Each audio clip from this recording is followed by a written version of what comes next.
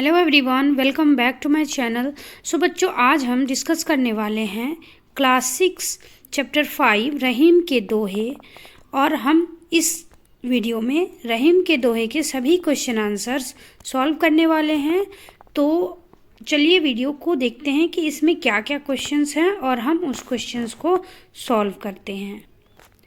First question है, नीचे दिए गए प्रश्नों का सबसे सही यानी कि सटीक उत्तर कौन सा है, उसके सामने तारा यानी स्टार बनाइए।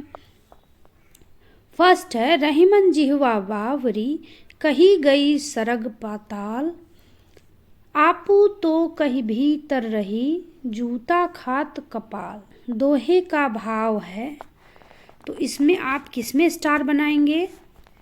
तो इसमें आप सोच समझकर बोलना में स्टार बनाएंगे। दूसरा है, रहीमन दहेज बड़ेन को लघु न दीजे डार, जहाँ काम आवे सोई कहाँ करे तलवार। इस दोहे का भाव क्या है? तो आपको इसमें उत्तर देखना है। तो आप यहाँ उत्तर देखेंगे, हर छोटी बड़ी चीज का अपना महत्व होता है। इसके सामने आपको स्टार बनाना। ख है, अब अपने मित्रों के साथ चर्चा कीजिए और कारण बताइए कि आपने यही उत्तर क्यों चुने। सोच समझकर बोलना चाहिए ताकि बाद में पछताना ना पड़े। हर छोटी बड़ी चीज का अपना महत्व होता है, अर्थात किसी को उसके रूप, आकार या आर्थिक स्थिति से नहीं आंकना चाहिए, क्योंकि प्रत्येक का अपनी अपनी जगह महत्व होता है। पाठ में से कुछ दोहे स्तंभ 1 में दिए गए हैं और उनके भाव स्तंभ 2 में दिए गए हैं। अपने समूह में इन पर चर्चा कीजिए और रेखा खींचकर सही भाव से मिलान कीजिए। सो आप यहाँ देख सकते हैं, स्तंभ 1 में आपको रहीम के दोहे दिए हुए हैं, स्तंभ 2 में आपको इसके भाव दिए हुए हैं और इनको मिलान करना है। रहीमन धागा प्रेम का मत तोड़ो छिटकाए, टूटे से फिर ना मिले गांठ पड़ जाए। तो इसका होगा, प्रेम या रिश्तों को सहेज कर रखना चाहिए, यानी कि फर्स्ट का 3 है। कही रहीम संपत्ति सगे बनत बहुत बहुरीत, विपत्ति कसौटी जे कसे ते ही सांचे मीत। तो इसका भाव है, सच्चे मित्र विपत्ति या विपदा में ही साथ रहते हैं। 2 का 2 ही आंसर है। तरुवर फल नहीं खात है सरवर पिए ही न पान, कही रहीम पर काज हित संपत्ति सचहि सुजान। यानी इसका अर्थ है, सज्जन पर हित के लिए ही संपत्ति संचित करते हैं। तो इसका 3 का 1 है। नीचे दिया है पंक्तियों पर चर्चा। नीचे दिए गए दोहों पर समूह में चर्चा कीजिए कि उनके अर्थ या भावार्थ अपनी लेखन पुस्तिका में लिखिए। तो यहाँ पर आपको एक कविता दोहा दी हुई है। तो रहीमन बिझाई भली जो थोड़े दिन होय, हित अनहित या जगत में जान परत सब कोय। तो इसका आपको क्या करना है, अर्थ या भावार्थ लिखना है। तो उत्तर लिखेंगे, रहीम दास का मानना है, यानी कि कवि जो थे रहीम दास, उनका मानना था कि थोड़े दिन की विपदा भी भली होती है, जो हमें यह बता देती है कि संसार में कौन हमारा हितैषी है और कौन अहितैषी, यानी कि कौन अच्छा सोचने वाला है और कौन बुरा सोचने वाला है, अर्थात कौन हमारा मुश्किल में साथ देने वाला है और कौन नहीं। यानी जो आपकी मुश्किल में साथ दे वही आपके सच्चे मित्र होते हैं। ख है, रहीमन जिहवा बावरी कही गई सरग पताल, आपू तो कहीं भीतर रही जूती खात कपाल। यानी कि इसमें रहीम दास कहते हैं, यहाँ पे उत्तर में रहीम दास का कहना है कि हमारी जीव बिल्कुल बावरी का अर्थ है अर्थात पागल जैसी होती है। कई बार ऐसा कुछ बोल देती है कि दिमाग को जूते खाने पड़ते हैं, अर्थात मनुष्य को पछताना पड़ता है। यानी कि हमें हमेशा सोच समझकर बोलना चाहिए। सोच विचार के लिए प्रश्न है कि रहीमन धागा प्रेम का मत तोड़ो हिटकार, टूटे से फिर ना जुरे गांठ परि जाय।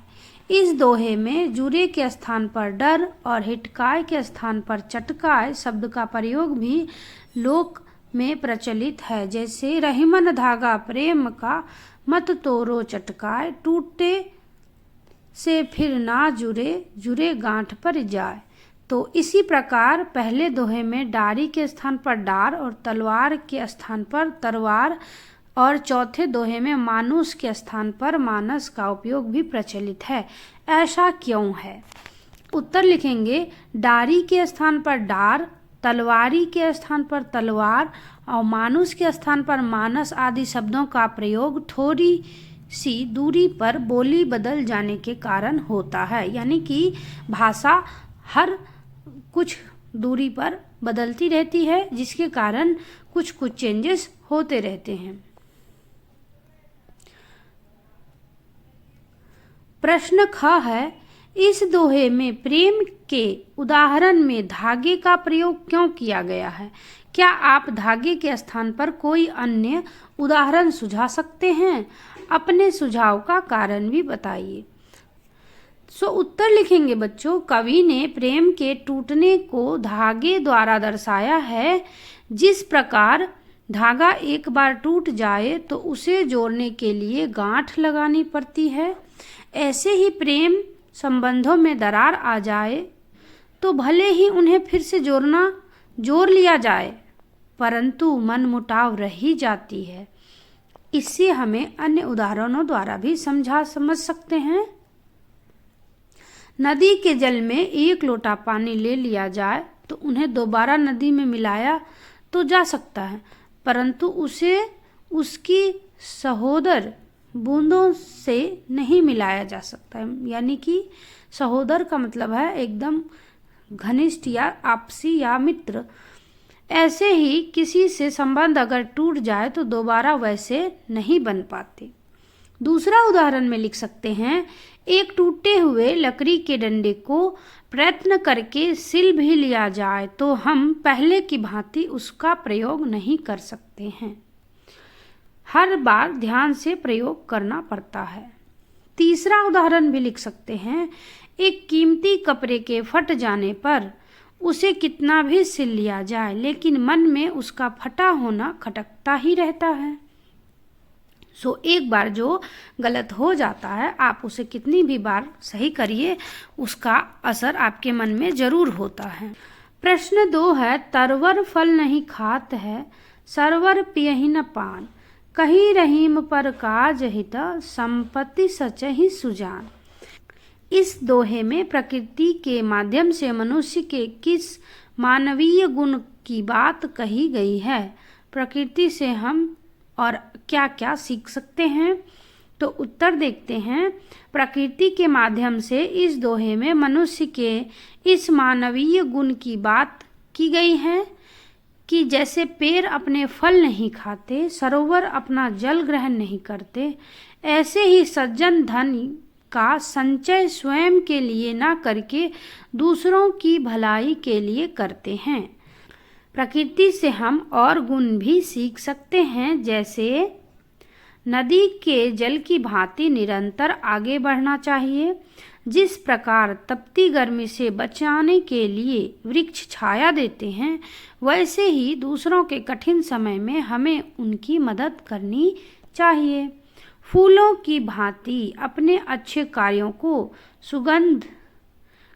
की सुगंध चारों ओर बिखेरनी चाहिए। सूरज की भांति अच्छे कार्य करने पर अपना नाम जग में चमकाना चाहिए। इस तरह से आप कई विचार लिख सकते हैं जो आप प्रकृति से सीखते हैं। शब्दों की बात, हमने शब्दों के नए नए रूप जाने और समझे। अब कुछ और करके देखें। शब्द संपदा आगे है। कविता में आए कुछ शब्द नीचे दिए गए हैं। इन शब्दों को आपकी मातृभाषा में क्या कहते हैं लिखिए। यानी कि बच्चों आप इस तरह से तरवर को पेड़, विपत्ति यानी कष्ट, छिटका यानी तोड़ना, सुजान यानी सज्जन, सरवर यानी कि तालाब, सांचे यानी सच्चे, कपाल यानी दिमाग, इस तरह से आप इसके समानार्थक शब्द लिख सकते हैं। शब्द एक अर्थ अनेक, रहीमन पानी राखिए, बिनु पानी सब सून, पानी गए न उबरे, मोती मानुष चून। इस दोहे में पानी शब्द के 3 अर्थ हैं, समान, जल और चमक। इस प्रकार कुछ और शब्द नीचे दिए गए हैं, आप भी इन शब्दों के 3-3 अर्थ लिखिए। आप इस कार्य में शब्दकोश, इंटरनेट, शिक्षक या अभिभावकों की सहायता भी ले सकते हैं। यानी कि अगर आपसे ये ना बने तो आप किसी से भी हेल्प ले सकते हैं। तो यहाँ देखते हैं कल। कल का अर्थ होता है आने वाला कल। एक कल होता है चैन या शांति, और एक कल का मतलब होता है पुर्जा या मशीन। पत्र, पत्र मतलब पत्ता, पत्र मतलब चिट्ठी, और पत्र मतलब दल। कर, कर मतलब होता है हाथ, कर मतलब टैक्स, और कर मतलब किरण। फल का है, फल का एक मीनिंग होता है परिणाम। एक फल होता है खाने वाला फल, और एक फल होता है हल का अग्रभाग, यानी कि जो हल चलाते हैं किसान, उसका जो अगला हिस्सा होता है उसे फल कहते हैं। सो बच्चों, आई होप कि आपको ये वीडियो पसंद आया हो, तो वीडियो को लाइक करें और मेरे चैनल को सब्सक्राइब जरूर करें ताकि आपको नए वीडियोस जल्दी से मिलें। Thanks for watching.